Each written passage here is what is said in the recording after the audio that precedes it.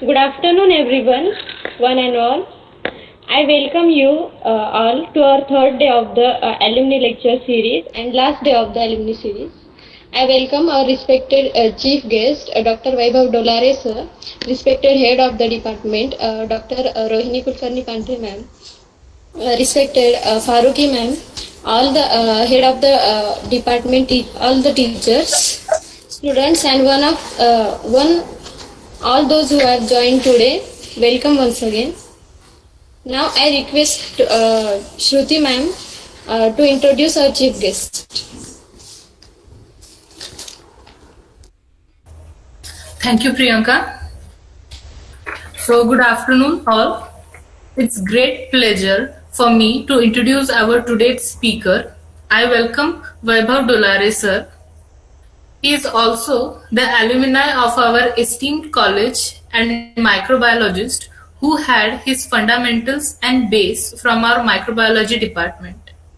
He completed his graduation from Government College of Arts and Science, Aurangabad. He completed his post-graduation from Government Institute of Science, Aurangabad. He is microbiologist by education and have been working in pharma industry as a quality professional for more than 25 years.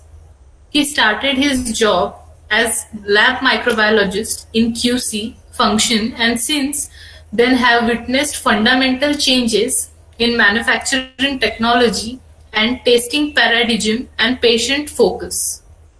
His industrial career started with FDC Limited Aurangabad as Officer R&D Biotech. Then he worked in Lupin Limited Aurangabad as Officer QC. Then he worked with Dr. Reddy's Laboratories Hyderabad as Site QC Head. Then he moved on to Sandoz Private Limited Navi Mumbai as Site Quality Head and currently he is the Global Head Quality Operation of Novartis, Germany. Being in this area, he has mastered many skills like expertise in sterile or aseptic manufacturing and quality aspects. He has significant record of accomplishment of health authority inspection by US FDA and EU.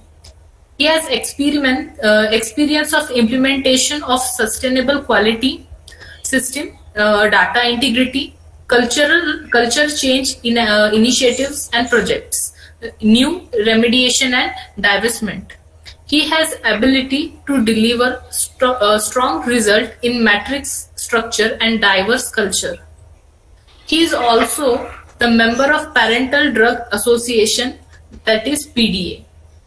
And to his credit, he has enriched leadership experience of about more than 25 years in pharmaceutical quality function with increasing role in and outside Novartis. He has strong background of GXP areas including QMS, audit and compliance and regulatory requirements of finished dosage forms and API manufacturing. With this brief introduction, I welcome Sir and request Vaibhav Dolare Sir to start with his today's talk. Thank you, ma'am.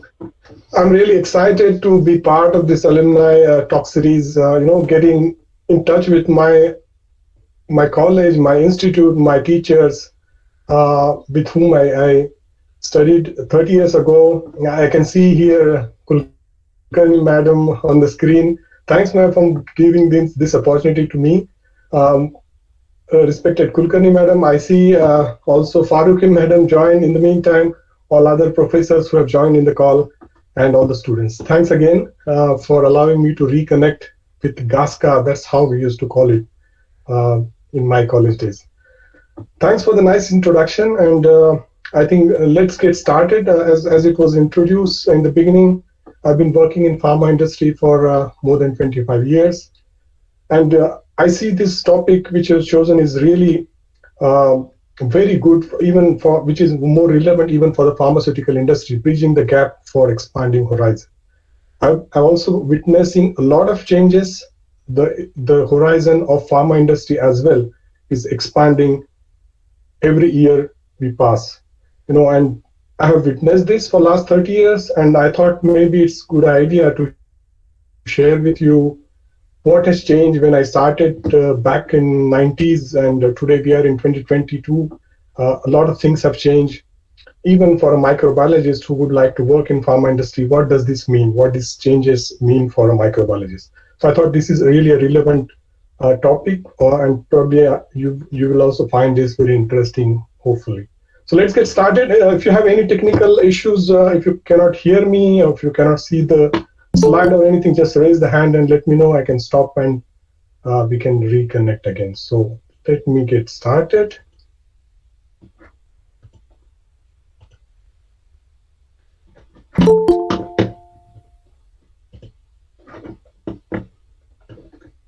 Do you see my screen now? Yes, sir, it is visible. Perfect. So let's get started. I have divided my presentation into a couple of big parts or the sections. So first, I would like to introduce you in general about the pharma industry, how it is set in a global perspective, in the Indian, so local perspective. But that is about the numbers and the figures which are also relevant for you if you want to make career in the pharma field. The second part is about what is the role of a microbiologist. And let me tell you, microbiologist plays a crucial role in the pharma industry, particularly if it is in is a aseptic product manufacturing company or even biotechnology companies. So I will briefly introduce you about the role of a microbiologist, and then we will move to the more relevant part of this lecture series, which is about technological evolution. So first we will touch upon the conceptual and the technical part, which is more relevant for the manufacturing side, and then I will also give you some examples of the testing paradigm change with respect to microbiological testing, which is being performed in pharmaceutical industry. After working for more than 25 years in this field, I thought maybe I can tell you a few words about the pharma career, what you should expect, how you should prepare yourself, what you should do before you go into that field, and so on. And then we will have a brief summary, and of course then an open session for question and answers.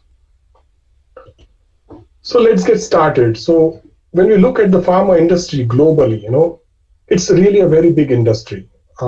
Like food industry, everyone needs food, everyone needs shelter, and everyone needs medicine. So medicine is an industry which is going to be lasting forever, going to be expanding forever. We are getting exposed to every new type of diseases and so on, and the more we get exposed to this so-called diseases and pandemics, the relevance of the pharma industry is going to increase every day. So today, the global pharma revenue, from revenue point of view, stands almost more than 1.27 trillion. So this is 2020 figure. It's a quite huge number compared to any other industry, for example.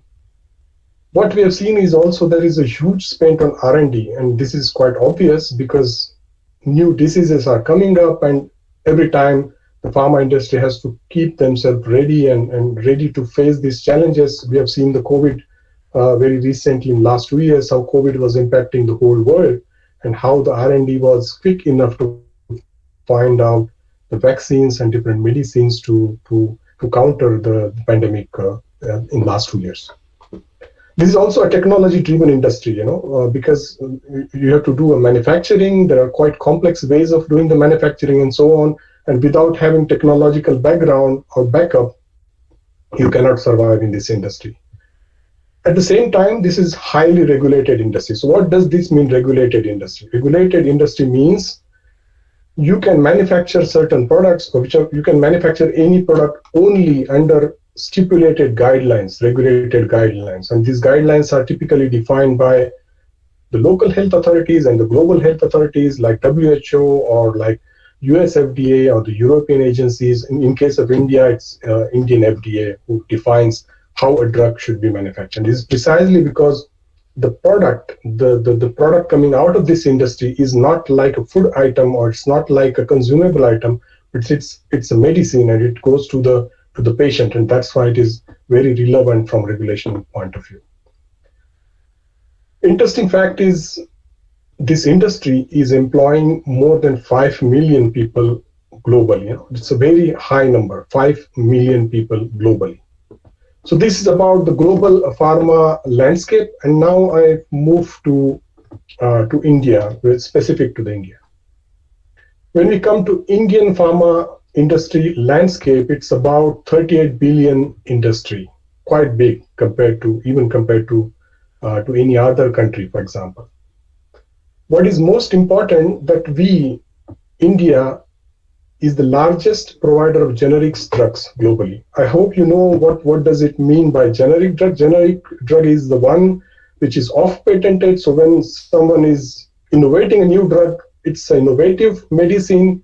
It has got a patent for a certain number of years, depending on each country's regulation. And after the patent is expired, anyone can produce that drug, and that drug then becomes a generic drug. Of course, the prices of generic drugs are quite lower as compared to the innovative medicine, obviously, because it's already the off-patented drug. So India, in particular, is the largest provider of generic drugs globally. 40% of the generics demand in US and almost 25% of all the medicines in UK are supplied from India. So this is a quite huge number. If you look at the US market, it's quite huge, and 40% of which is supplied by India. So this is really a very good information for all of you from scope point of view, what scope we have in the pharma industry. Then another important thing is about the vaccine manufacturing. Probably you might have read a lot during the COVID pandemic. Our Serum Institute, Bharat Biological Events, and so many other companies were manufacturing vaccines and supplying to the whole world. This is simply because 50% of the global demand of vaccine is provided by our Indian pharma sector. So this is also an important thing to notice. We are globally ranked third by means of the production. So look at this. So we are really production focused. So we are not really on the innovation focus, but on the production focus. So maybe let me go back quickly one more time to the global scenario. If you see the black colored bars, which are indicating the spend of R&D. So a lot of R&D spend is coming from the global manufacturers. So you should keep into mind these names of different companies. So don't get bogged down with these numbers. These numbers are not relevant for you, but keep in mind the names of these companies: Roche, Novartis, AbbVie, Johnson & Johnson, BMS, and so on. So these are the companies globally doing a lot of research. And when we come to India, these are top 10 companies which are mainly focusing on manufacturing part. Of course, they are also involved in research and development, but this is more on the generic side.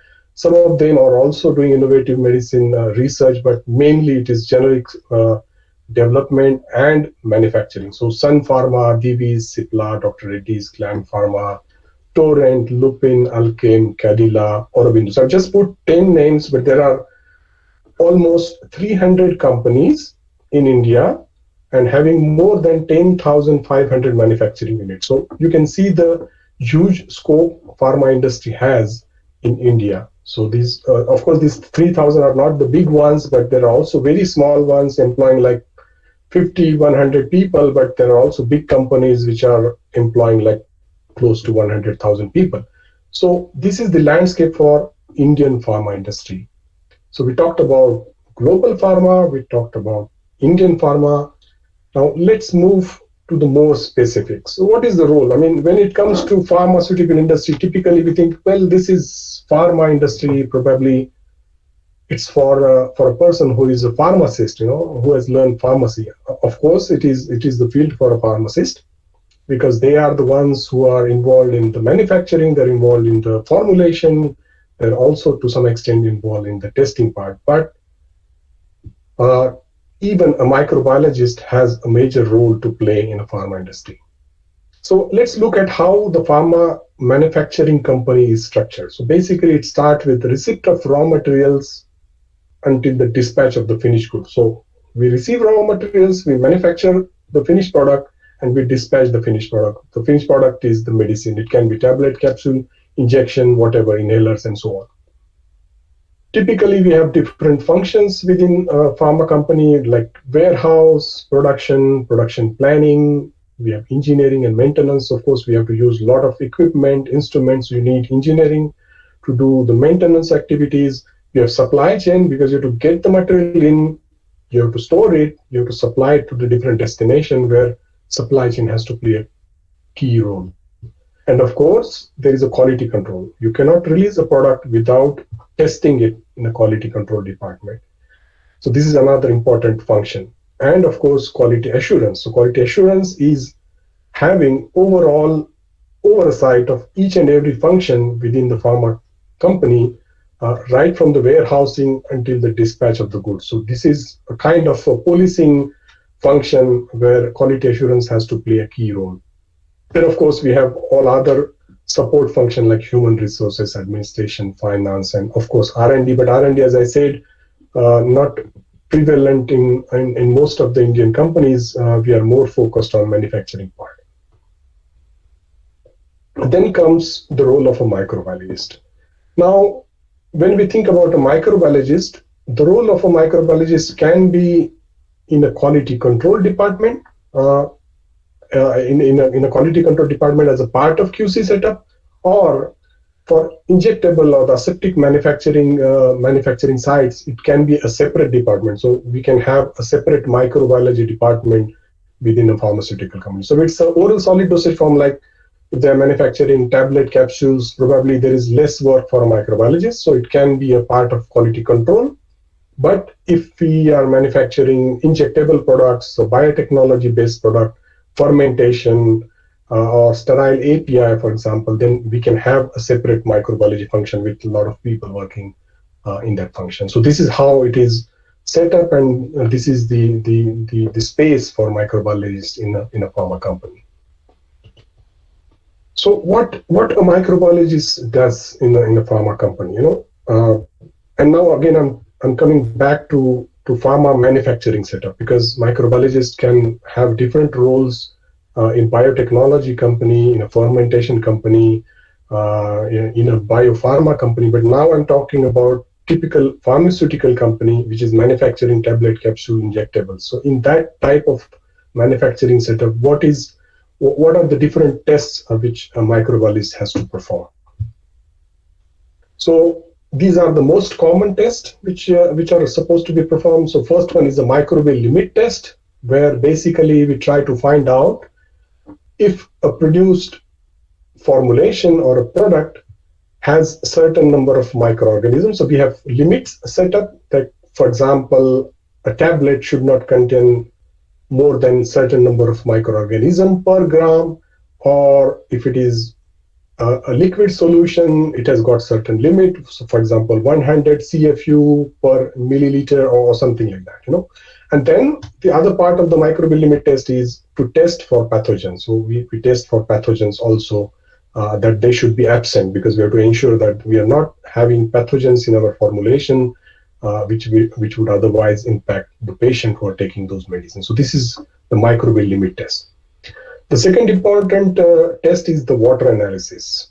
And this water analysis, I think we have all learned water analysis. We have done water analysis probably, I think first, second, third year. I do not remember now. It's long ago but I remember we were also doing water analysis during our education.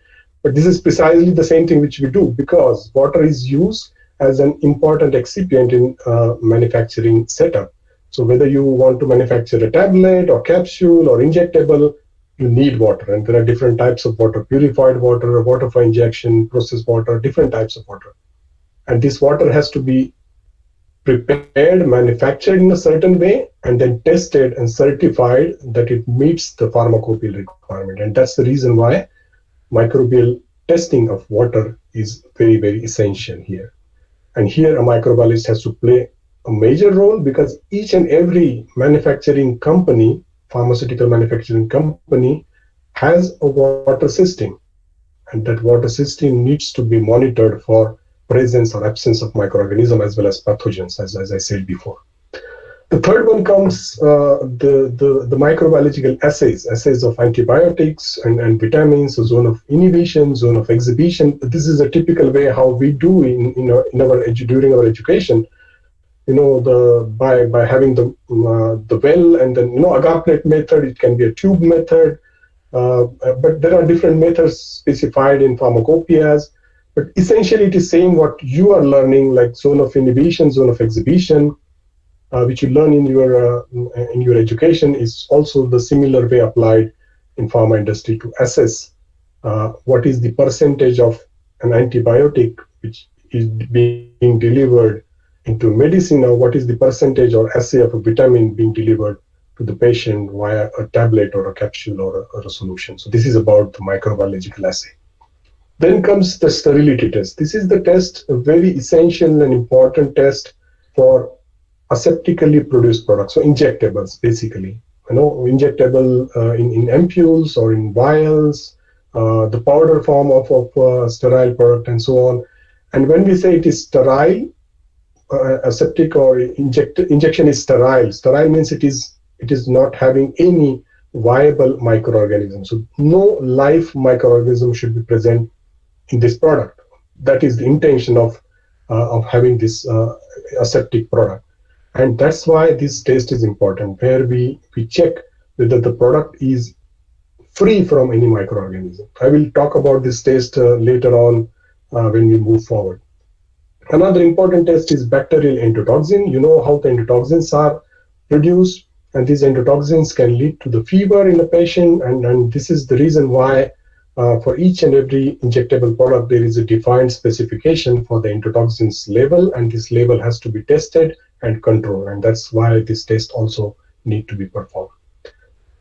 Another important one is the preservative. As you know, we add a lot of preservatives into the formulation, particularly for the liquid formulations like solutions, syrups, suspensions, because we want them to be viable for a longer time. So, of course, you manufacture a product with very low number of microorganisms present. However, whatever that low number is present can multiply. Microorganisms always multiply. And to avoid that multiplication and to keep that microbial load within the acceptable limit, we have to add preservatives. We add preservatives also in food products, for example. So these preservatives have to be added also in the pharmaceutical products, and the percentage of this preservative has to be tested and certified by means of preservative efficacy tests, whether they are effective or not, the efficacy is proven or not. Another test is a disinfectant efficacy test. As you know, we have to manufacture pharmaceutical products in clean environment. So there are different grades of environments defined in pharmacopoeia. I will not go into detail, it's a very long topic, but basically we need a microbiological environment which is almost free of any living microorganism. And this grading differs from what type of product you are manufacturing. So for example, if you are manufacturing tablet capsules, probably certain number of microorganisms are still acceptable because you are manufacturing the oral dosage form. When you are manufacturing sterile product, you need absolutely no microorganism present inside these areas, where you perform the final handling of the product or final filling of the product. So we have to maintain these areas according to the microbiological specification of that zone or that grade. Grade means the area, grade of the area where you manufacture. And this can be achieved by different ways. So we have HVAC system, heating and ventilation system, with the filtration. So filter air comes inside and you maintain that area. But apart from that, you also have to use a lot of disinfectants. So these disinfectants are phenolic disinfectants, alcoholic disinfectants, quaternary ammonia-based disinfectants, and so on. So when we use these disinfectants, whether they are effective on the microorganisms or not, this has to be tested. And this is tested by means of disinfectant efficacy test. So you get ready-made commercially available disinfectants, and we test it against defined type of microorganisms in the laboratory. So these are another important test a microbiologist has to perform. And another important aspect is environmental monitoring. Environmental monitoring, as I said, we need specific grade inside the manufacturing area. So for example, I have to manufacture aseptic product, injection. I need absolutely free of microorganism in that area. And how do I prove that there is no microorganism? So this is proved by means of environmental monitoring. So we use active monitoring, passive monitoring. So it's like air sampling, personal sampling, surface sampling, like using a swab, taking the swab of the area where we are manufacturing or the equipment inside which we are preparing a solution, or even the taking swabs from the people who are working inside. So they are gowning sterile gowns, but still gowns can have some microorganisms, so those samples have to be collected. So it's a quite huge program, environmental monitoring, where a lot of microbiological efforts goes, particularly for the aseptic manufacturing areas or aseptic manufacturing setups. So what are the typical activities? Like so these are the tests which I was talking about. There are also additional activities which a microbiologist has to do apart from these tests. So the first part, as I said, various tests which we just talked about. So these are specific tests mentioned in the pharmacopoeia which are must to release the product. But apart from that, a microbiologist also has to prepare media. So probably you're also preparing a lot of media in the labs. I remember in my old days, we used to prepare media using different ingredients, weighing them and preparing. I don't know if this has changed in the meantime, and you are also started using ready-to-use media, but at least in my days. And it was really good because then we used to know why a particular ingredient is being added to a particular media. I think this basic education is extremely necessary, but when it comes to the pharmaceutical industry, we mostly use the ready-to-use media, which we have to dissolve and boil and sterilize in an autoclave. Basically the same stuff which you do typically in your lab. Then comes the microbial culture maintenance. This is also another important aspect because we have to test microorganisms which are specified. So pathogens, those pathogen cultures have to be maintained in a proper way so that there is no contamination happening. You have a pure culture always. So these are also techniques you probably have been doing in your labs. I still remember my teacher, R.R. Deshpande sir, used to teach us how to isolate a colony, get a single colony on a Petri plate by isolating and then identifying those microorganisms. So this is essentially the same technique which we do in the pharmaceutical industry by maintaining a pure culture. Of course, we get pure cultures from different commercial organizations and we have to maintain them in the lab. Then, as I mentioned about the environmental and personal monitoring, so we have to do this exercise. This is another activity we have to do. We have to do lab maintenance. So when you are working in the lab, probably you have lab assistants who are doing a lot of job which otherwise you will have to do when you are in a pharmaceutical company. So you have to maintain your lab when you are working in a pharmaceutical industry. Then there are a lot of stuff around the validation and calibration because this is, as I said, this is a very highly regulated industry. So you have to have a validated method. You have to use the instrument which are calibrated so that you're not making any error, because finally you have to certify a product against certain standards. And those standards are nothing but the validations and calibrations which you perform in a lab. Another important aspect is investigations because, nothing goes quite smoothly anywhere, like in pharma industry as well. Many times we have failures, and a product fails. You get contamination in a solution, you get contamination in a tablet. Your sterility test fails because you have contamination in your injection. And in such cases, a microbiologist has to play a crucial role in the investigation because he is the person who knows everything behind microorganisms or the microbial world, how a microbial contamination can take place. What are the factors that will support growth of certain microorganism, from where a microorganism can come. If you find a certain type of microorganism, and if it is a spore former, for example, as a microbiologist from where it can come, where it can survive, and then with this knowledge, with this experience, you can guide other people, because other people working in pharma industry are not having any background of microbiology. They probably do not know what a bacillus means, what a bacillus spore means, what an E. coli means, what is meant by microorganisms which are flourishing in a water system, how to get rid of these, what does it mean by a biofilm, how to get rid of a biofilm. They do not know. They only act upon your guidance. So that's where you play experts' role in the in the field of microbiology when it comes to investigations and troubleshooting, for example. So this is also an important and interesting task, and I love this, and I'm still doing. Even in my current role, I have to face these problems quite often on different sites in different countries, and I love this activity, because here you use your knowledge, what you gain through several years of education and several years of experience in the industry. So this is also an important aspect which you have to consider. The last part is the training. Of course, you have to train others. As a microbiologist, you know how microbial contamination can be avoided in the given environment. So when you are manufacturing a product in that environment, if someone is not behaving properly, you have to train him or her to behave in a certain way that it will not lead to microbial contamination. So this part is basically covered under the training. And of course, there is a lot of documentation. So of course, we are quite used to write many things, preparing notes, writing down a lot of stuff during we are in the classrooms and so on.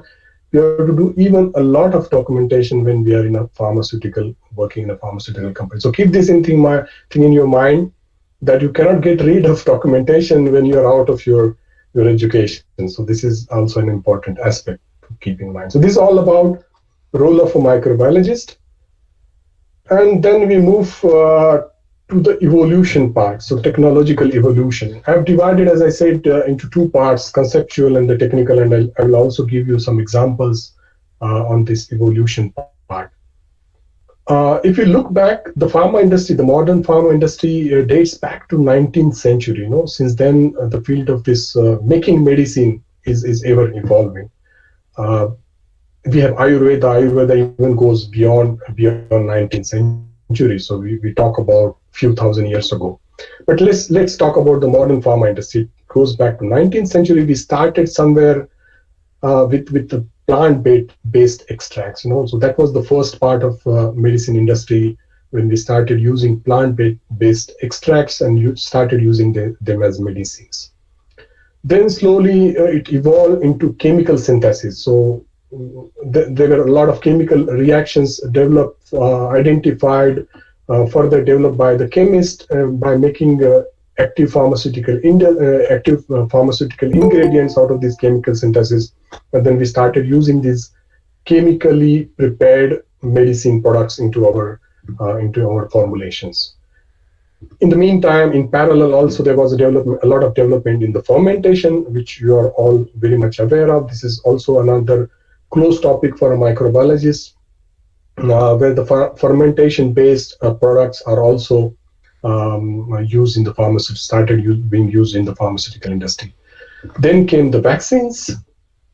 The next step was monoclonal antibodies. This is not very new. Again, 10, 20 years ago, monoclonal antibodies were being used. They started using MABs, we call it, in the industry. And of course, nowadays, we hear a lot about gene therapies, changing the genetical structure and then giving them as a therapy to the patient, so that these genetic therapies will act itself on the patient. So this is the future. So we started somewhere on the plant-based extract as a medicine. Now we are coming to the genetic engineering or genetic therapies. That's the future of the pharma industry. And that's how you can see how it is evolving. So if you look at the prehistoric, we talk about raw extract, powders, liquids, these were the typical medicine. When I say modern days, means today, let's say we have tablet capsules still, we still use tablet capsules, particularly for vitamins, antibiotics, and so on, or even for hypertension related drugs and so on. A lot of other drugs are still being supplied in the form of tablet capsules, suspension, syrups. Injections and inhalers, of course, depending on the need of the therapy, these are also used. There are also pains, patches, there are small molecules, there are antibiotics which are currently. So these are modern day or today's medicines or the forms of medicine. But if you look into future, we are more and more talking about monoclonal antibodies. We are talking about recombinant DNA technologies. We are talking about chimeric antigen receptor T cell therapies, which are becoming more and more prominent, and more global pharmaceutical industries are spending their R&D and research efforts in this direction. Also, radioligand therapies are quite commonly being used or being explored for new diseases or new ailments to cure the patient. So this is how conceptually the pharma industry is evolving. When I go into the technical part of it, what does it mean? So one is the conceptual part, how the concept is changing. And of course, when concept changes, the technology also has to evolve, right? Because you cannot manufacture a recombinant DNA how you used to manufacture a plant extract. They are completely different ways of manufacturing technology. And so that's the reason why the technology also has to evolve when the concept is evolving.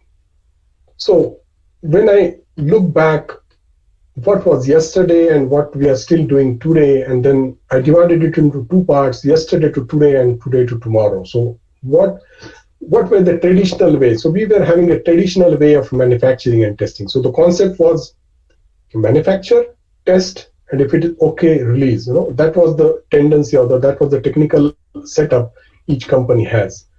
There was not a very high pace of technological development. So technological development was happening like once in 5 years, 10 years. There was a leap jump from one technology to another, but the pace was not very, very fast.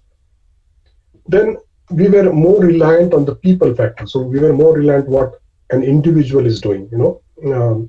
The person or the expertise or the knowledge of the person or the individual was more important yesterday, even today. There was less investment, but more output. That was the concept. Invest less, get more output. But this was more from the commercial point of view. And there was very little focus on R&D. So this is about yesterday and today's scenario. But when I think about today and what's going to happen tomorrow, we're talking about continuous improvement. So nowadays we do not say like, look, we have done one development, now let's stop here. This doesn't happen now in the pharma industry. We say, look, it's a continuous improvement. We have reached here and we have to go there. It's a continuous process of development and improvement in the process. So when we talk about manufacturing a product, there is a process defined. We always revisit that process every year. We see, yesterday we were manufacturing this way, today we are manufacturing this way, tomorrow I would like to improve. That's called the continuous improvement, and we keep on working on those continuous improvement path every day. Then of course, use of new technologies and automation. In the last several years, the IT and AI, so artificial intelligence, and of course the information technologies has grown. It has taken the entire space of our life. You see everywhere there is IT. Sorry. Okay, so there was some difference. I mean, we will stop for, if you have any questions, just jot it down and I will take all the questions at the end, if it is fine for you. Is that okay, ma'am? It's okay, sir, no problem. Okay. You can continue. Okay, perfect. So I was talking about the IT, how IT and artificial intelligence is influencing our life. So as it is influencing our day-to-day life in all other aspects, it is equally affecting us in the pharma industry. We are using a lot of IT stuff. We're using a lot of artificial intelligence in our manufacturing setup. there are really disruptive technologies. So we never thought of something, we are using robots, we are using a lot of AI-based technologies for simple manufacturing. And that's giving us a lot of advantage for the speed, for the innovation, for ease of operation, for ease of reach of the medicines to the patients, and so on.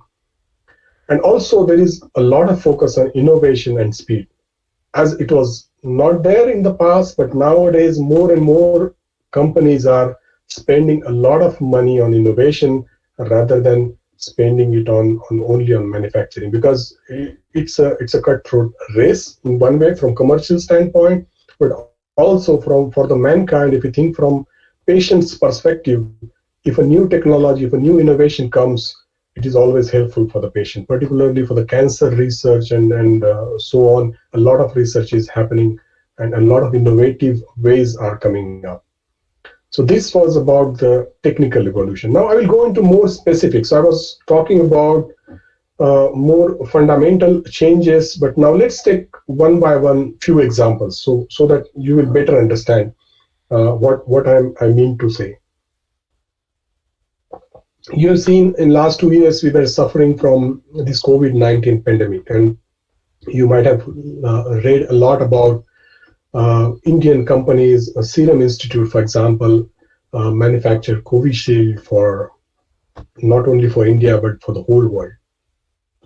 Whenever such pandemic comes, the human being are unprepared to manage it, because first of all you do not know what type of virus is, and you do not have the vaccine, you do not have even the medicine to cure the symptoms of that disease, because it is completely new, and when it is a pandemic, it spreads across the globe very fast. We have seen this happening within few months. It was already crossing all the borders of all the nations across the world. And such type of things, such type of pandemics which are spreading very fast, put a huge pressure on pharma manufacturing operation, because there was a lot of expectation from pharma industry to come up with medicine, first of all, to cure, and vaccine to avoid this infection happening. But at the same time, so the pressure was also on the R&D, but there was also pressure on the manufacturing. So first it was on R&D. Somehow the vaccine was found out. People, research scientists found out the vaccine. But the next question was how to manufacture it, because we never thought that entire world would require 2 or 3 doses of vaccine in a very short period of time. Our capacities were not prepared for that. Same was for Serum Institute, for example. And there was a lot of need for producing much more vaccine doses than the installed capacity. So their capacities were typical, they know their business, they know their requirement for the whole year. This is the typical requirement, how much you need, you install the capacities. But in case of pandemic, the capacities were skyrocketing. So there was no way to manage the demand with the existing capacities. When they have to manufacture the vaccines, they have to use, you can see here, this is a reactor. We call it a bioreactor. It's a stainless steel reactor. It's a typical setup with all utilities. You have your steam, your water, your stirrer inside. You have a lot of gauges on it. It measures pressure. It measures nitrogen if it is used. It has heating. It has pH testing and so on. So a lot of sensors on it. A lot of utilities going into it, and so on. So this is a typical stainless steel reactor which is used for batch manufacturing of a vaccine. So I'm talking about the bulk manufacturing, not the final one when you fill it into vial, but the bulk manufacturing. This reactor, this bioreactor, has to be sterilized every time. Like you use your autoclave, you sterilize. So in a similar way, you have to also sterilize these reactors by putting steam into it. And this has to be clean and sterilized every time. And it requires time. You are doing, or you might have also done a lot of autoclaving cycles in your labs where you have to perform, you have to start, you have to allow it to get heated, steam comes, you have to wait for 20, 30 minutes, whatever the cycle defined. It cools down, then you can open and use. So it takes certain time.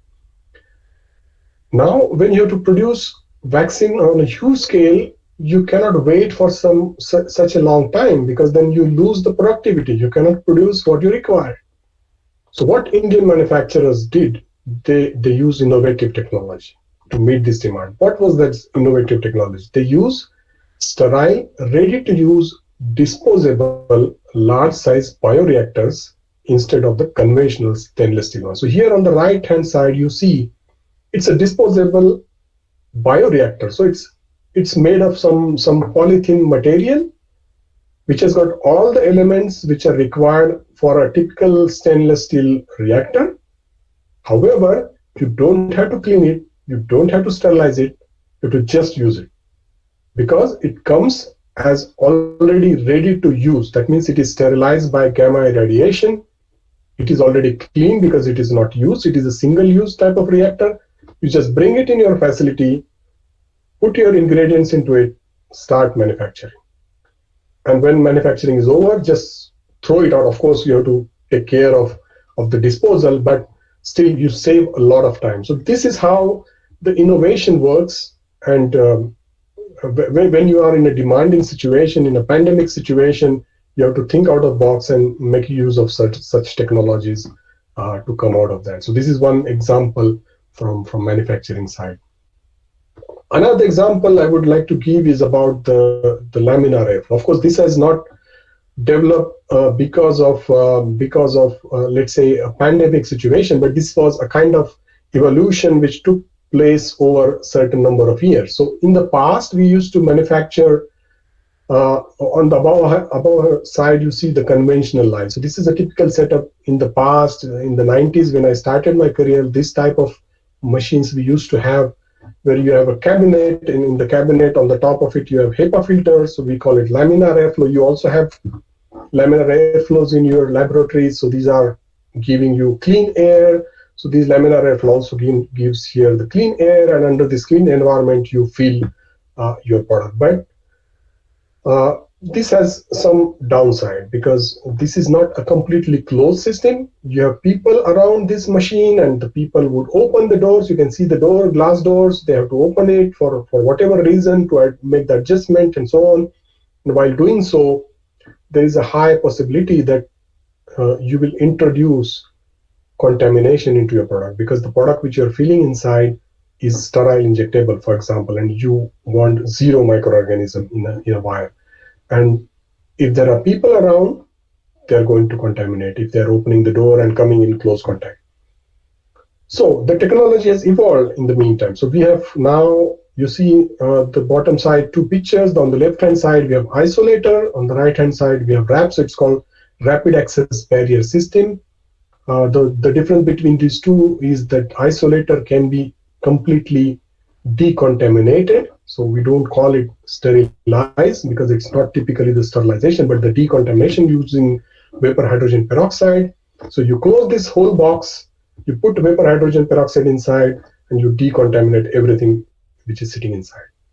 And then with this glow box, you see this round shaped glow box. With this glow box, putting the hands inside, you do all the manipulation. So basically, the operator is not coming in contact with the product.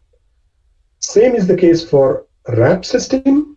However, here we do not decontaminate by using vapor hydrogen peroxide, but it's a kind of barrier system. It's let's say the first version of the conventional line where you are avoiding people getting in contact with the product. So these are the development where industry is trying to avoid less people interface to avoid the contamination to sterile products. So this is an evolution I have seen in last 20, 30 years. So when I started my career, I have seen a lot of conventional line. But now when I see, I have more and more isolators and RAP systems. So this is how it is evolving. Now, this was about the technical part, that means the manufacturing part. We microbiologists also have to think about the testing part. So testing paradigm is also changing a lot. As I said, until recently, microbiological testing was the most conventional and most time-consuming in the pharma industry.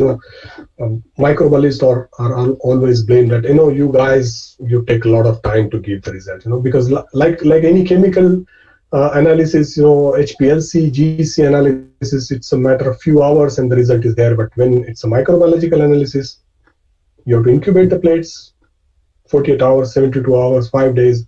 sterility for 14 days. So they're all time-consuming tests because microorganisms have to grow, and then you have to find out which type of microorganism, whether it's present or not, or if it is present, which type of microorganisms is there or not. So it's a time-consuming activity from pharma industry point of view. And as I said, pharma industry always want to be faster, always faster. So with the evolution of technologies, the testing paradigm is changing. Now we are thinking about more faster, more reliable methods. So when I say reliable means even when we perform the conventional testing, sometimes you get good results, sometimes you don't get. Sometimes something goes on plate, sometimes nothing goes on plate. It's not reliable. So we have to have more reliable and more fast methods. So this is the direction where, from testing point of view, industry is going. Microbiologists also have to apply science behind the test, but also use the technology, because science is of course needed. That's the backbone of whatever you do, but also you have to use the technology for the better and faster results. So that's how the paradigm change is happening in the testing field. I'll give you a couple of examples for testing. So when I started my career in 90s, I used to perform sterility test by conventional way. We call it open type of sterility. So in the right-hand side on the top, you see a filtration funnel. There is a vacuum pump on the right-hand side. There are tubings, and in this funnel, you used to add this product, filter it, add some water or buffer or diluent. After filtration, take out the filter, put it into a liquid medium, tryptic soya broth or fluid glycolate medium, and then close that and keep it for incubation for 14 days. This was typically the conventional sterility testing I performed in 90s. But later on we found, and that was also one of the biggest issues in those days, that while doing this test, we were accidentally introducing secondary contamination. So what we are trying to find out whether the product is sterile or not, but at the end of the day, we were finding that we, by performing the testing, are adding to the contamination. So we are contaminating the product, which is actually not. So it was a kind of false positive results we used to get in this open type of sterility. This was quite common. So by year 2000, so I'm talking about in India, of course in the European and the Western world, this was even before, but in India at least, by 2000, we already got this closed type of sterility, wherein the principle was same, but the whole system was closed type. So you have to just insert the needle of this system into the drug product, so the vial or the ampule, and it sucks out, and everything happens in a closed system, and then you get everything filtered out with the media inside. So this is called as the closed type of sterility, which is still being used in India as well as in the Western world, most commonly used. But going forward, in 2020 onwards, quite many, at least big companies, including my company where I work, we are going into rapid test methods. So like, for example, scan RDI. So these are the methods where you get the results in few hours, for example. So you can search this information on internet. I also provided you separately information on these topics, but these are the methods which give you result within few hours, as against a conventional way of getting the result after 14 days. So this is how the technology is evolving in the testing field. Same, another example, which is also then more familiar with you, is the identification. We do a lot of identification tests in the lab. Madam, am I running over the time, ma'am, or is it okay because I still have a couple of slides? No, you can have, sir. Okay. 20 minutes. Okay, perfect. Yeah, I can speed up. So when it comes to the testing part of the identification, probably you're aware of these tests, triple sugar ion agar, or for example, deperoxidase, catalase. You have to prepare media, you have to prepare reagents, perform the test. It takes its own time. You have to incubate, you have to transfer the cultures. Of course, this is important. This is very much important from the science point of view, from the knowledge point of view, and you have to learn this, definitely. There is no doubt about it. However, when it comes to industry is really looking for something faster, as I said before, in the sterility testing area. And here, the principle still remains same. We still perform the biochemical tests, but they are more reliable, they are more faster, and you get results within few hours. So I have given you few examples there, like Biotech system, which is automated interpretation of the bio. So basically it performs a biochemical test, but it interprets the result against a huge library of microorganisms, and it gives you the result. So you don't have to go into the references to find out which biochemical test is positive, which is negative, and find out the specific microorganism, but it gives you the result up to the species level or even up to the genetic level identification. So microsec, for example, it gives you genetic level identification. MALDI-TOF, which use the mass spectroscopy based identification and gives you result in just few hours. So this is the future of microbial identification from industrial point of view. But of course, as I said again, you have to learn biochemical tests. So when you are now studying in your BSc or MSc courses, you have to learn, because this is the basic. You should know basic, then we go to the technology. Yeah, so this was all about the technological evolution, and I thought maybe I take this opportunity for guiding you, using my career path to guide you for a few things if you really want to make the career in the pharma field. So basically, if you want to do career in pharma field, the first and foremost thing, first you should ask few questions to yourself. The very first question, why I have chosen microbiology as my major subject. I know we do not have honors system, but what I know from my own experience, when you are in a government college and when you are studying in a microbiology as one of your subject, microbiology is your major subject, right? So of course you have chemistry, you have botany, you have zoology, but you are a microbiologist, okay? So why I have chosen a microbiology subject? So think about it. Am I preparing myself for further education? What is my plan? Am I going to do masters? Am I going to do PhD? Ask these questions to yourself. Am I interested in academics, research, or industry? Because there are different ways, to look at it. Academics has a different requirement. Research, independent research, and industrial research, it has got different requirements. So what is my interest? Whether I want to be a professor, whether I want to do research in some renowned institute, or I want to be in industry. In industry also, I can do research, for example. So this is something you have to think about. Then comes the question, what opportunities do I have in the industry? So for example, as I talked about pharma, I have not worked much in the biotech, but maybe some other day, madam, you can find someone from biotech industry, our alumni, there are a lot of people working in biotech, and you can bring them in. There are also a lot of opportunities in biotech and of course in food. So there are different ways to look at it. It's not only pharma, but also biotech and food industry where you can think of having your career. So ask these questions to yourself. Most important, am I interested in research or non-research? So when I say research, means whether I want to go to R&D or in QC. I can give you my own example, and I'm very candid on admitting certain things. So I started my career in biotech R&D. You might have seen in my CV, I spent 1 year there, and afterwards I realized that probably I'm not interested in R&D. Every individual has different inclinations. So after working there, we were working, I think, on some fungal diastase and also some plant tissue culture and so on. But somehow you need a lot of patience. You need that attitude of doing research. You should be really focused on a little bit also on academics side, on more on a science side. If you have those capabilities and inclination, you must go to the research.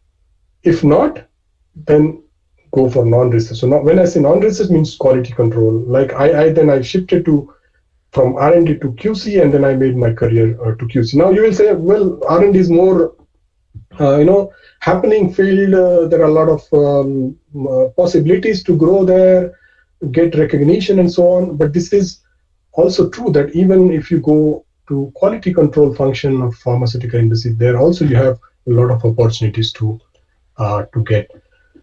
So when you are in a pharma sector, now I'm coming back to pharma, excluding the biotech. So when it comes to research, there is a basic research. So people work on finding out different antibiotics, for example. A lot of microbiologists are employed there doing the basic research, but there's also a lot of R&D support required because people are working, for example, on chemical entities, but they still need microbiological opinion on certain chemical entities, and where you can be a part of R&D lab, but still work as a microbiologist. So this is another part of R&D. Then, of course, there are independent institutes and companies, so we call it CROs, so contract research organizations, which are working in the field of research. So they are also working independently, and then they align with the universities, or they align with the government agencies, or they align with the pharmaceutical industry to provide the research so that these other counterparts can get benefit of this. And of course, last but not least is the pharma companies. The pharma companies have their own research organizations where you can, of course, join and contribute as a microbiologist. The second part is quality control. And here, as I started explaining you about the role of the microbiologist, but here keep in mind when it comes to injectables and vaccines, you have more openings there, and the hierarchy starts from API, so active pharmaceutical ingredients, where you have least opportunities, but in the injectables you have the most opportunities, because API is more or less a chemical synthesis based manufacturing setup. Then comes the oral solids, so tablet, capsule, suspension, liquids, where also microbiologists, of course, required, but not in high number. But when it comes to injectables, it's a microbiologist world. So from API to injectables, there are all these different opportunities in a different scale available for you in the quality control arena. A microbiologist, what are the opportunities? So people may think, QC, QC is not always taken as a very high growth area, particularly because people think QC means something related to chemistry, and chemists have upper hand in when it comes to QC. But this is not true, because a microbiologist has a fair opportunities to grow in his career. In pharma company, he or she can become a QC lab head, and of course there are a lot of opportunities in quality assurance. And I can tell you, I'm now working in quality assurance. I'm a microbiologist, and when I look around, most of my colleagues who are microbiologists are in quality assurance and holding quite big position in big pharma companies in India and abroad, working in the field of quality assurance. Why quality assurance? Because we are learning microbiology, which is, in my opinion, a descriptive science. We apply a lot of logic. We do not go by mathematical way where 1 + 1 is always 2. We have to look at several other things before we come to a conclusion. And that's why this way of thinking is really useful for quality assurance function. And maybe some other day we will talk about it, which is a quite big topic. But this is one area where a microbiologist can make his career ultimately when he grows into the field of pharmaceutical company. What all I should know? The first and foremost is you should aim for doing a master's degree in microbiology, because nowadays that's the minimum expectation. We have fierce competition in India. More and more people getting graduated, even post-graduated. Of course, although we have a lot of opportunities in India because we have a lot of manufacturing companies and sites, but still there is a fierce competition. So if you have master's degree, you have better chances to get into pharma company. I would also suggest you, I do not know in which years you are, in first year, second year, third year, but I'm sure you get some free time during summer vacation or whenever. Try to find some temporary training or job wherever possible to get some lab experience. It can be a small pathological lab. It can be a small pharmaceutical company where you can go and ask them, I would like to voluntarily work for 1 month, 2 months, whenever I have time in summer, for example. It is very, very important because we as a company, so now I'm recruiting people, I always look for someone who knows who has bench experience, who knows something about some activities in the lab.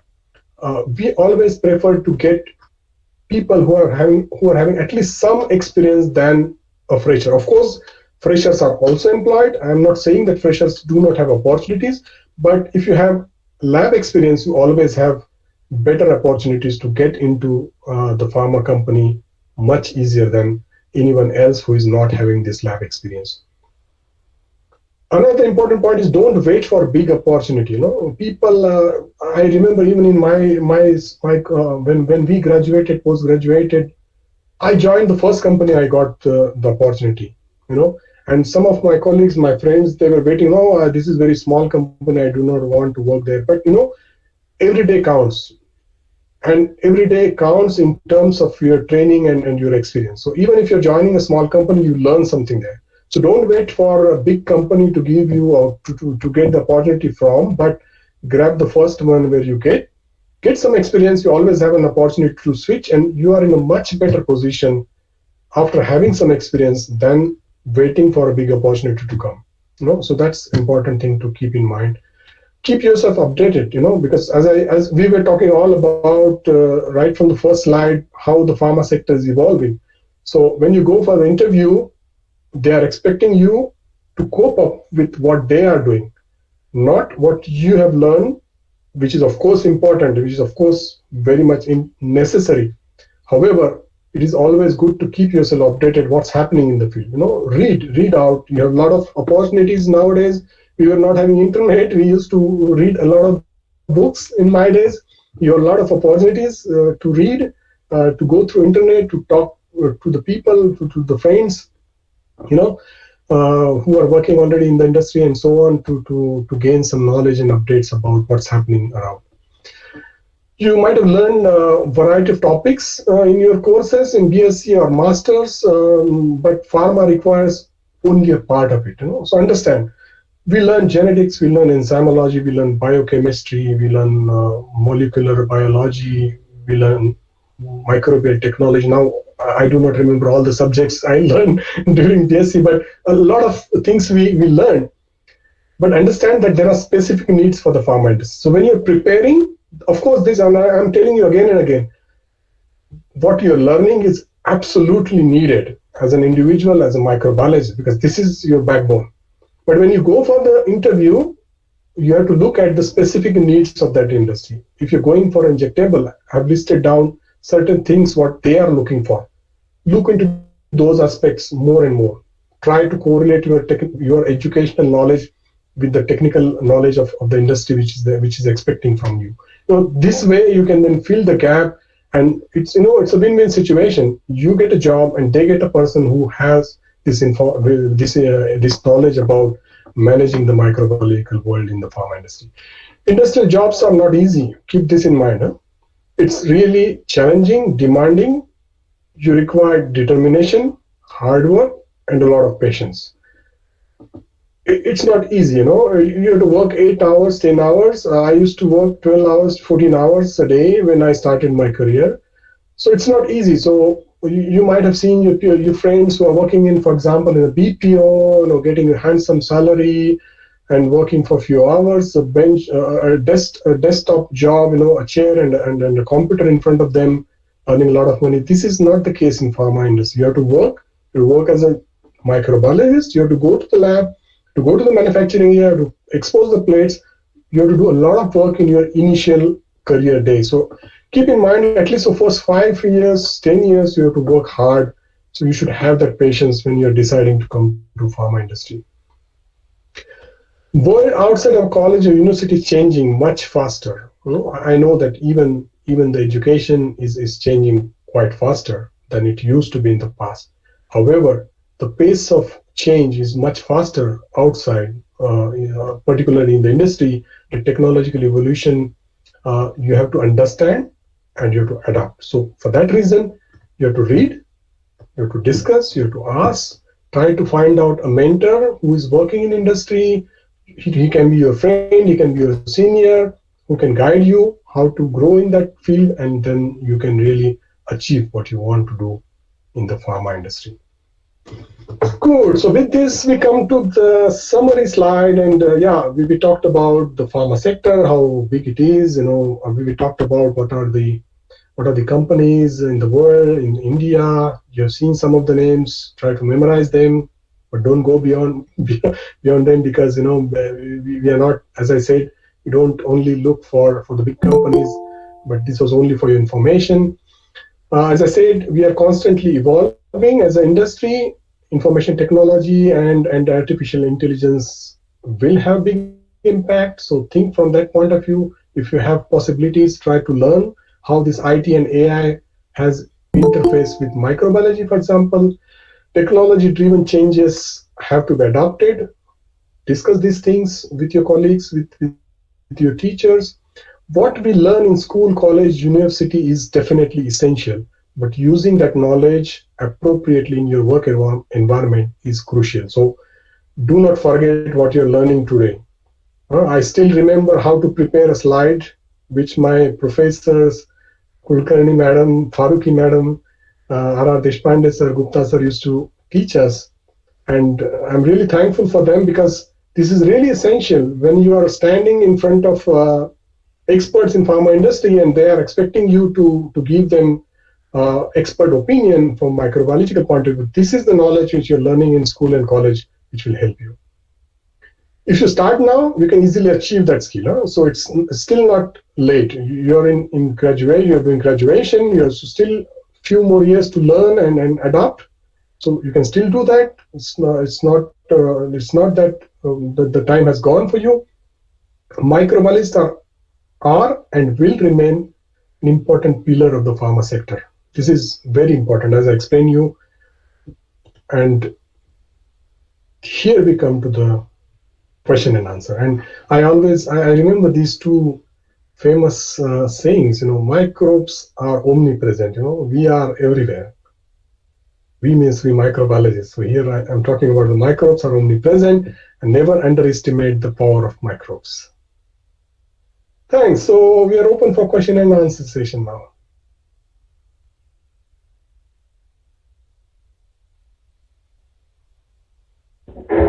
Sir, here is my question. I saw there so advanced instrument in your presentation which never seen up till now. Mm-hmm. So my question related that there was a special training for handling such instrument after BSc. Yes, of course. I mean, there are no professional trainings available as such for the students, but when you get into the industry, and if you remember, I was talking about one part as a training is as one of the aspect which a microbiologist has to learn. So this training is basically training about the instrumentation, training about the new technologies which are used in the pharma. So of course, you will definitely get training of these new technologies.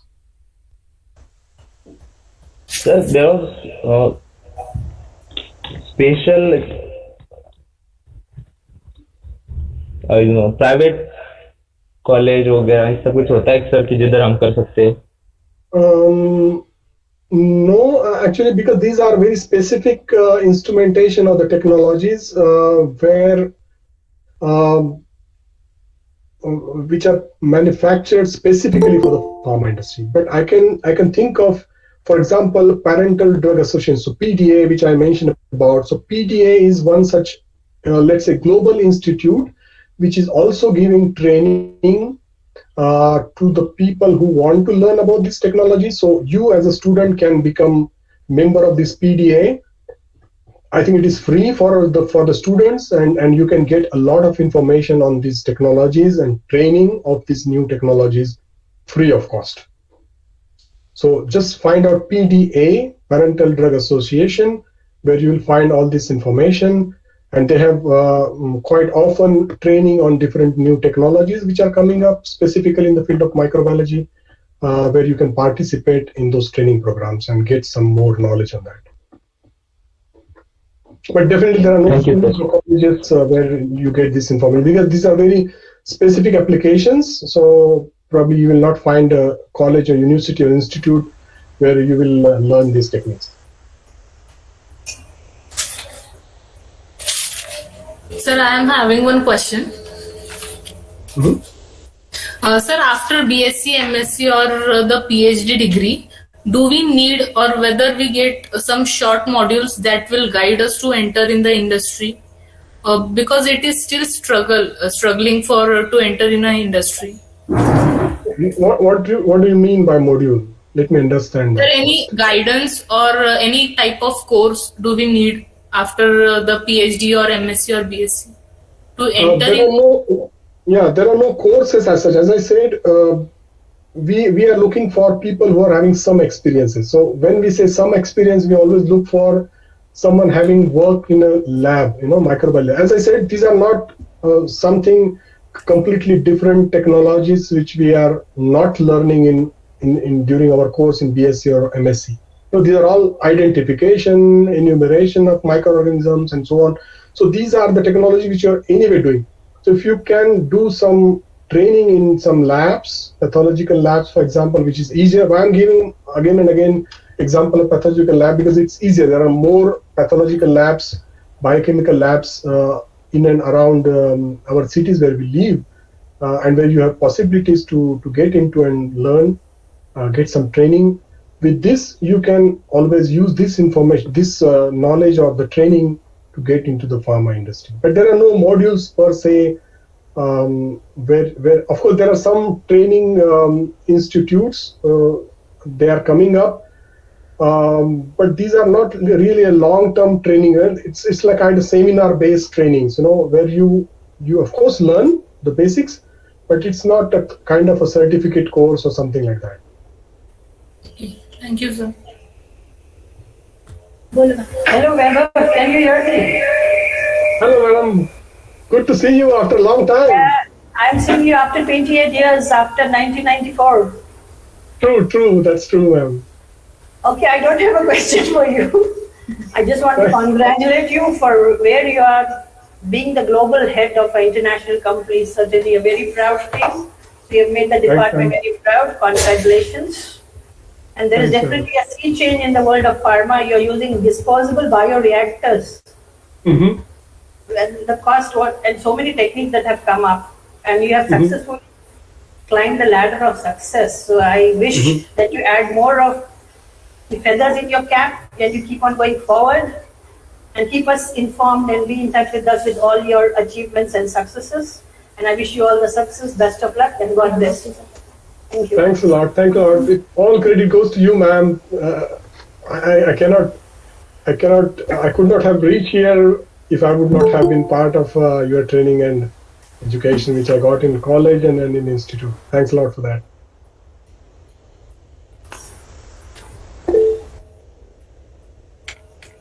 Nice. Okay, I see one question.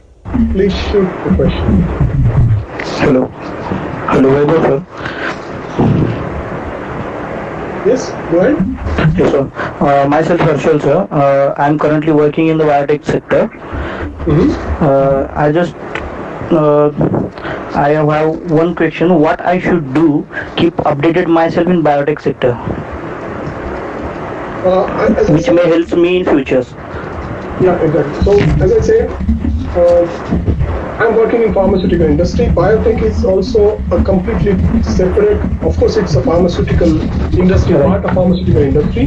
However, they have their own way of working. So I can speak about pharmaceuticals. So when I say pharmaceutical, we have certain institutions, agencies, or the global agencies which are giving us or keeping us updated. For example, Parental Drug Association or ISP or the US Pharmacopoeia, European Pharmacopoeia. There are a lot of other international agencies which are keeping you updated on the new technologies and new aspects which are coming up about what's happening in the pharmaceutical industry. Unfortunately, I'm not much aware of the biotech side, but I assume it is same for biotech as well, because there is always an interface, particularly in biotech and pharma. So when I speak about Parental Drug Association, it is really the bridging station for biotech as well as for pharma. So if you go to PDA, you will learn a lot about biotech as well, because ultimately it's a aseptic product finally which is coming out of the biotech industry as well. So maybe for biotech also I would suggest you to go to PDA, the renowned organization where you can find a lot of information also on biotech. Okay, thank you, sir.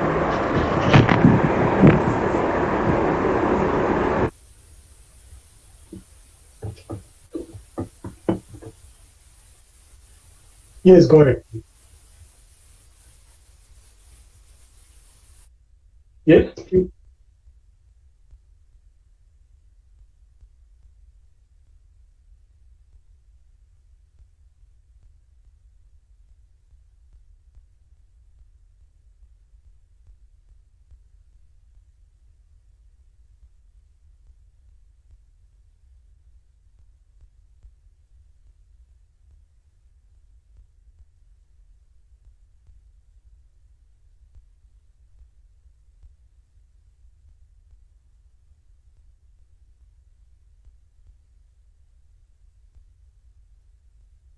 Mhm.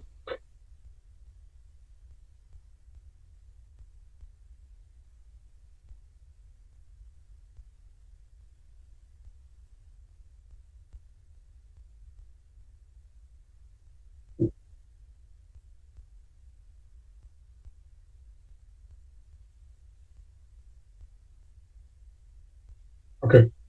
So you have asked 4 questions, and now I have to first remember what was the first question. Okay, good. So the first question was about whether the environmental changes are affecting. The answer is clearly yes, of course.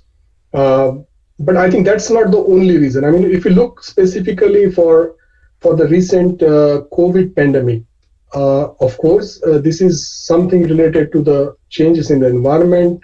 Now we are still investigating. WHO is still investigating how it was originated and how it is spread. But definitely, the mobility has a lot of do with the spread of the diseases in the current era, because people are more mobile. There are a lot of ways and opportunities to move from one place to another. The globe is no more a distinct place to visit, but rather people can get up in the morning in India and be in US in the evening or in the late night, and next day morning he can be in Europe. So the mobility has a lot to do with the spread of diseases, so to say. That's basically the answer. Maybe you have to repeat your question, because I'm a little bit.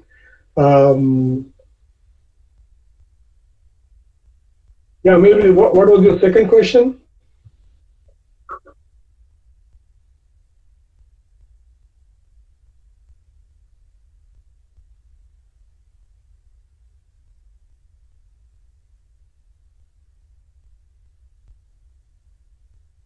I think this is definitely possible, and we have seen this also. And I'm giving again and again COVID example, because this is one example which will last forever.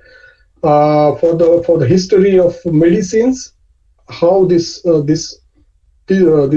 spread was this was spread across the globe, how it was originated. But at the same time, you might have read and you might have seen how the scientists have recognized it can spread, and how they try to manufacture vaccines by projecting what type of mutation it may take, and then manufacturing vaccines to address those mutations. So this type of development and this type of forward thinking is already there, and of course this is helped a lot by the information technology and artificial intelligence. And when I say these things, it's all about data gathering and data generation and data interpretation. I would not say that these technologies would be used in the pure science, but these technologies are definitely useful when you have to interpret the results, because that's important. In the past, 10, 20, 30 years ago, probably you would have collected whole information on a piece of paper and try to go through those papers and read and come to a conclusion, which would take, I don't know, days or months. Now, with this technology, this can happen in a fraction of seconds. So from that point of view, definitely the prognosis of a future is possible with the help of the technologies. And in fact, we are doing this. I can give you some example from my own company. For example, we have to do a lot of post surveillance after we sell the medicine to the patients. When the medicines are taken by the patients, there are of course sometimes some reactions, adverse reactions, or we call it adverse drug reactions, or some indications, and we are required to gather that data because we have to either correct our formulation or react to that situation and make some changes in the formulation.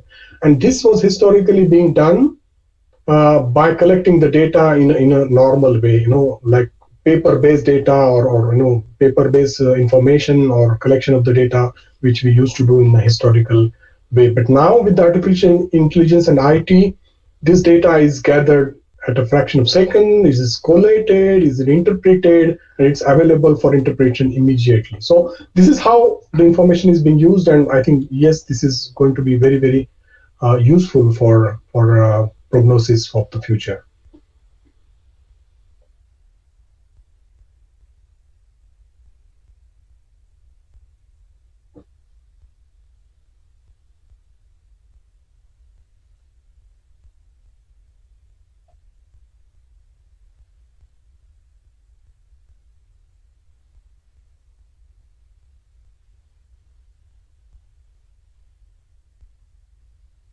I mean, if you talk about technology-driven prognosis, then probably I would not say that technology itself can do the prognosis. There is, of course, a human being or the human mind behind that prognosis needed. I mean, you can use the technology, but there is definitely a knowledge needed behind this prognosis.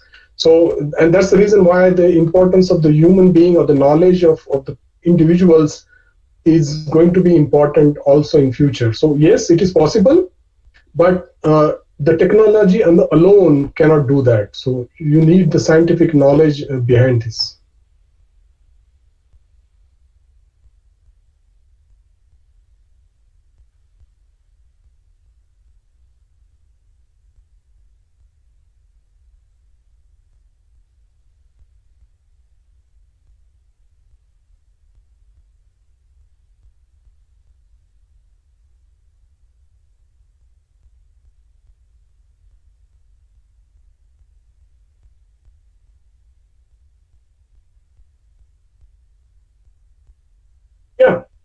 Yeah, exactly.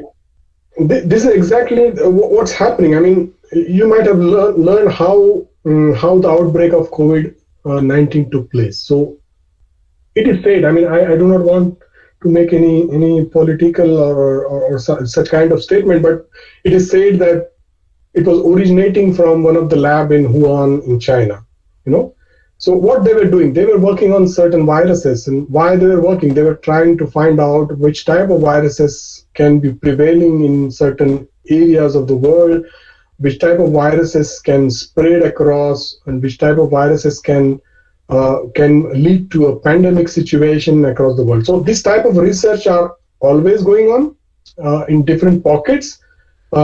Either on an institute, government institute level or on a private institute level. So this kind of research are always ongoing to predict what is going to come up next.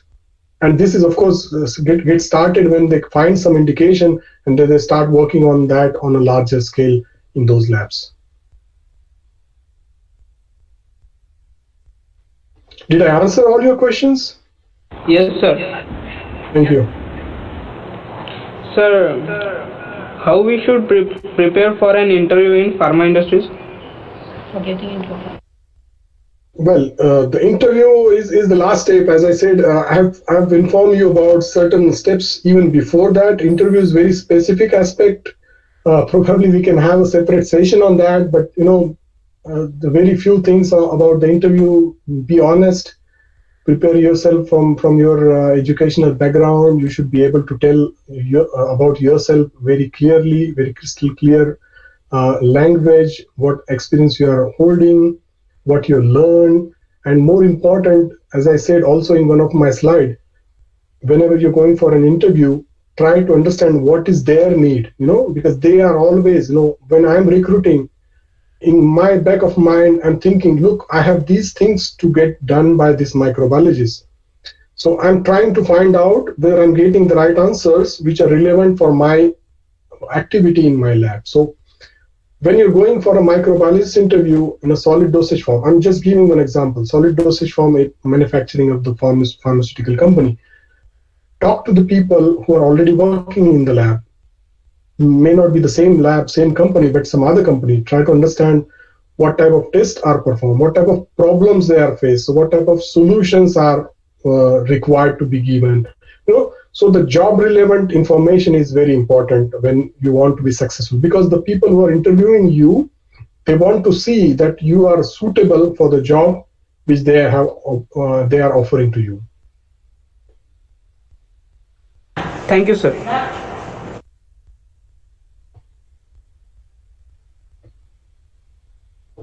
So if there are no more questions, Sir, yeah, go ahead.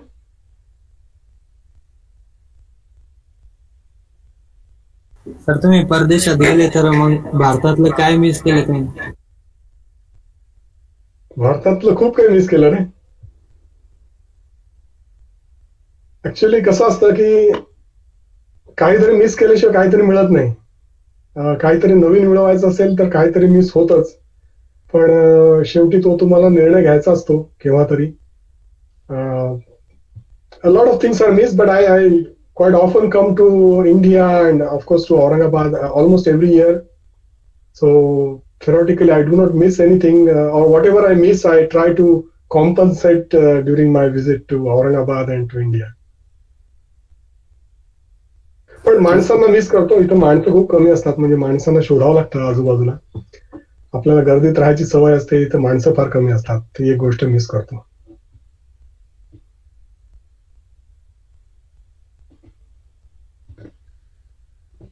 Thank you, sir. Good.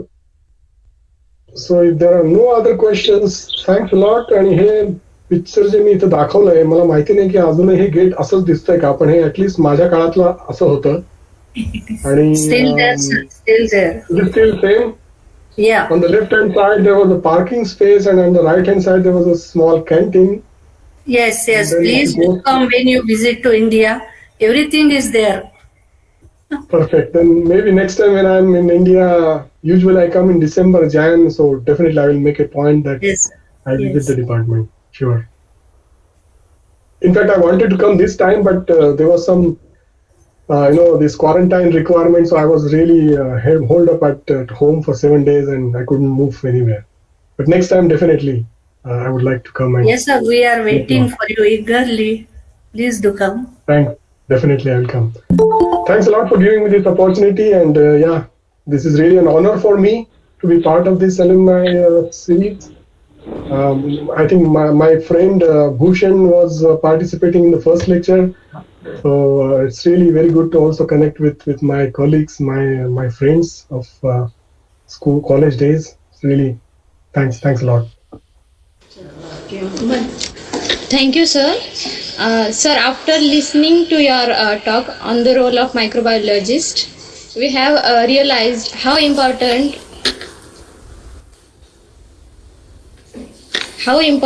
and indispensable a microbiologist is. And now, studying microbiology, we feel very proud to be an asset in the pharma world. Sir, now we are using ready-to-use Dehydrated media. Mm-hmm. Yes, in our regular practicals, we have realized the importance of all the basic techniques and method that you spoke about.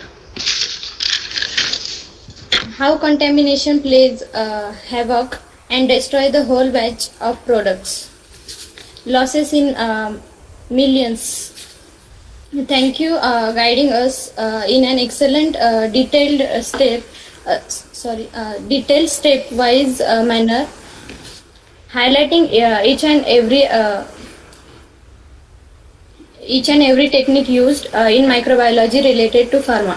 Thank you so much, sir. Now I am inviting to Dr. Rohini Kulkarni ma'am to address us about today's alumni meet. Thank you, Priyanka. Good afternoon, everybody. Today, we are now at the concluding session of the 3 days academic feast of lecture series, Bridging the Gap for Expanding Horizons. This lecture series was organized where alumni of this department are invited to guide and share their experience with us. We are very proud to invite Professor Dr. Bhushan Chaudhary, Dr. Deepanvita Sen Gupta, and Vaibhav Dolare sir for this year. It's a very pleasant experience for me to share a classroom with you all esteemed alumni after such a long span. And the best part of this classroom session is that we have changed our roles, and today I am in the listener's role. It was very pleasant surprise for me to listen to you after such a long time with such a wonderful interaction. In today's lecture, Technological Evolution in Pharma Industry, Vaibhav sir very well emphasized the role of microbiologist. As we are aware, we need always to take care of these tiny ubiquitous microbes. Also, during the pandemic situation, laymen understood its importance and how with the technological evolution we conquered it.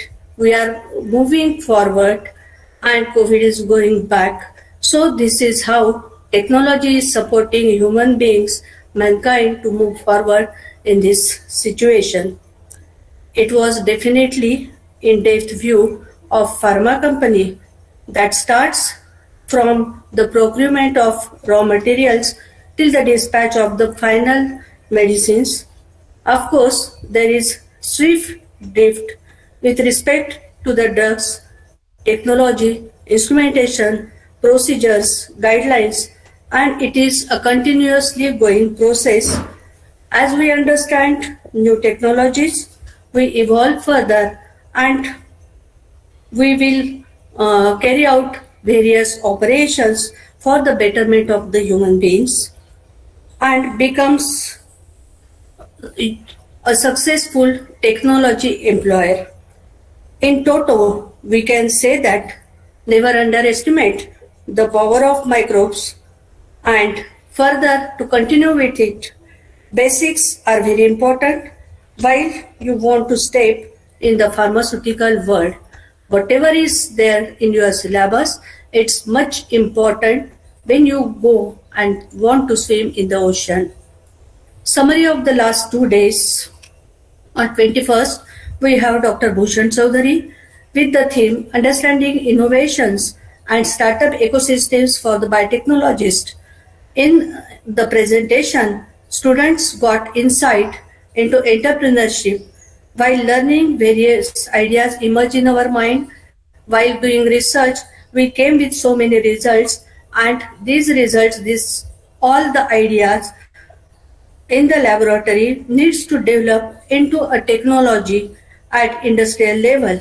This aspect and insight was the gist of the first day talk, connecting academics and industrialists together. The second day talk was by Dr. Deepanvita Sen Gupta. As a core researcher and scientist, Madam shared her research experience at the IIT Kharagpur, CCMB Hyderabad, research taking place at the sacrophilic regions, and in her talk, she guided the students of science toward various opportunities. Our department took initiative to organize state-level poster competition in the memory of our colleague Dr. Smita Dharmadhikari, Inspiring Minds poster competition.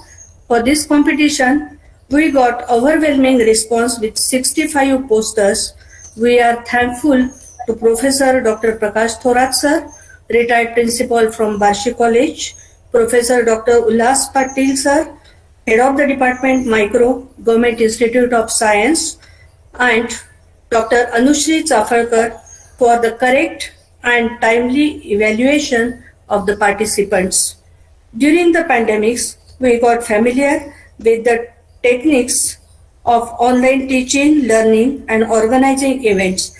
And good part of it is we are in position to invite the international personalities to guide the students' fraternity at these 3 days lecture series and that is, I think, the positive outcome we learn from this pandemic. On this occasion, I am thankful to our principal, Dr. Satpute sir, for his support. I took this opportunity to thank our colleagues from chemistry department, and specifically I am thankful to Dr. Gandhi sir for his guidance and efforts to make this event technically perfect. Personally, sir attended the sessions and gave technical assistance and at the same time taught our students this technicality. Thanks a lot, sir. I took this opportunity to admire all my departmental colleagues for their efforts in planning the event and its perfect execution. And last but not least, words of praise are due to you, my dear students. Voluntarily, you shoulder the responsibilities. Everybody contributed in their own way, and with their best capabilities, we make the event successful. With this, I conclude assuring you that many more such learning initiatives will be taken in future also by our department. Thanks, one and all. Over to you, Priyanka. Thank you, ma'am. So we come towards end of the today's program and also at the enemy lecture series. This lecture series is very informative for us and beneficial also. Thank you, sir, for your precious time. Now I request to Krishna Utade to present vote of thanks. Good afternoon, everyone. I am Krishna Utade from BSc third year. I am here to propose the vote of thanks. I wish to express my deep sense of gratitude to our today's chief guest, Vaibhav Dulare sir, for sharing his valuable time with us straight from Germany. Thank you, sir. Sir, your industry experience has been very motivating and will definitely benefit us. I thank our principal, Dr. Aryat Satpute sir, for having trust in us for organizing for this GASCA Alumni Lecture Series. Thank you, sir. A big thank to the head of the Department of Microbiology, Dr. Rohini Kulkarni Pandre Madam, and other faculty members of the department, Dr. Faruqi Madam, Shruti Madam, Sneha Deshpande Madam, who all have taken efforts for this 3 days lecture series. Thank you all for your tireless efforts and constant encouragement. Thank you to all the students who have actively worked for organization of this program. Special thanks are due to Ajay Gandhi sir for his continuous technical support and timely help. Thank you, sir. We are indebted to you. My thanks to all those who have joined today's talk. I'm quite sure all of you would have benefited in some way or the other during the 3 days interaction.